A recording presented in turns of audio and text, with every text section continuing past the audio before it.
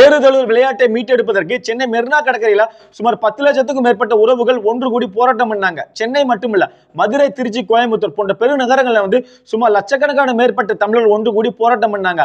அது மட்டும் இல்லாம பிற மாவட்டங்கள்ல சுமார் ஆயிரக்கணக்கான தமிழர்கள் ஒன்று கூடி ஒரே இடத்துல ஒன்று கூடி போராட்டம் பண்ணாங்க. அந்த போராட்டம் ஒரு நாளோ 2 நாளோ 1 மணி நேரமோ 2 மணி நேரம் போராட்டம் கிடையாது. சுமார் 7 நாட்கள் போராட்டம் நீடிச்சு.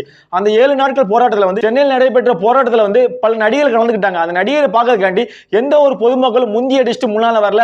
எந்த ஒரு கூட்ட நெரிச்சலும் நடக்கல. சொல்ல போனா 10 லட்சம் பேர் மெரினா இருக்கிறான். அங்க எந்த ஒரு கூட்ட நெரிச்சலும் வரல.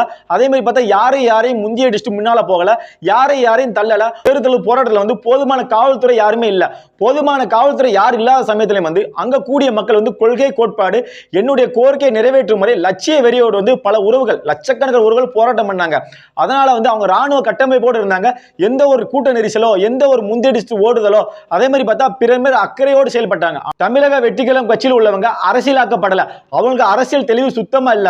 சொல்லப்போனா நடிகர் விஜய் அவங்க ஒரு இடத்துக்கு வராங்கன்னா கண்டிப்பா ரசிக மனப்பான்மையில முந்தி அடிச்சுட்டு போவாங்க. ஏன்னா அவங்களுக்கு கொள்கை கோட்பாடு லட்சியம் எதுவுமே கிடையாது. அவங்களுக்கு தேவை தலைவர் விஜய பார்க்கணும், நடிகர் விஜய பார்க்கணும் அப்படின்னு ஒரு தீராத மோகம், சினிமா மோகத்தினால கண்டிப்பா முந்தி அடிச்சு தான் போவாங்க. அதன் வெளிப்பாடு தான் நடிகர் விஜய் பின்ன அதிகமான கூட்டங்கள் போகுது.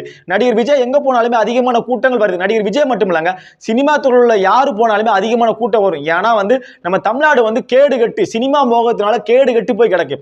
மக்கள் அதிகம் கூடுவாங்க, முந்தி அடிச்சுட்டு போவாங்க அப்படின்னு தான் கரூரை சேர்ந்த தமிழக வெற்றிகள உறவுகள் பேருந்து நிலையம் பக்கத்துல இடம் கட்டுக்காங்க. அந்த இடம் பரப்பளவு அதிகம் உள்ள இடம், அதிகமா வெற்றி இடம். சொல்ல போனா அங்க மக்கள் அதிகமா கூடலாம். ஆனா கரூரை சேர்ந்த காவல்துறை அந்த இடத்துல அனுமதி மறுத்துட்டாங்க. மறுத்துட்டு குறுகிய இடத்துல சுமார் 10,000 பேர் கூட வேண்டிய இடத்துல 25,000 பேரை கூட வச்சது யாருன்னு பார்த்தோம்னா தமிழ்நாடு காவல்துறை. இது விஜயை பார்ப்பதற்கு அதிகமான கூட்டம் வரும். குறுகிய இடத்தை கொடுத்தோம்னா கண்டிப்பா ஏதோ ஒரு அசம்பாவிதம் நடக்கும் அப்படிதான் தமிழ்நாடு காவல்துறை, கரூர் காவல்துறை வேணுக்கும்னு அந்த இடத்தை கொடுத்துருக்காங்க. அப்படி கொடுக்க போய் தான் போதுமான காவல்துறை பணியில இல்ல. சொல்லப்போனா 25,000 பேர் வளர்ந்துருக்காங்க. அந்த 25,000 பேருமே அரசியலாக்கப்படல. எந்த ஒரு கொள்கை கோட்பாடுனாலும் வரல.